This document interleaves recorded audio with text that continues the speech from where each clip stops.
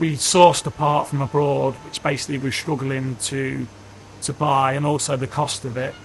Jon, by chance, came into us and told us the idea of wire cutting, and since then we never looked back really. We've got a better product, it's cheaper, so yeah, it's all been good. They were currently in the process of identifying a means of producing their component. We had a brief chat. The component drawing was given to me to have a look, and it became very obvious very quickly it was perfect for wire EDM.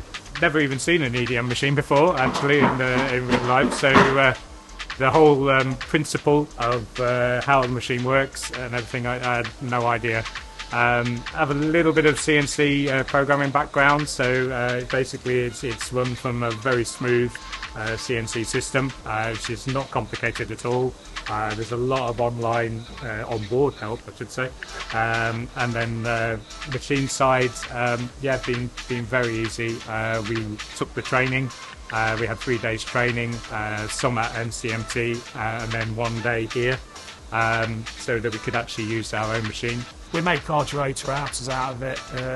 We have done other jobs on there, but it's a bit of the development stage at the minute. But yeah, it's just one component that we do, which we struggle to buy. The method of manufacture they were looking at was CNC grinding, which is an excellent way of producing it. There are some issues in doing that, one being the extremely high cost of a machine.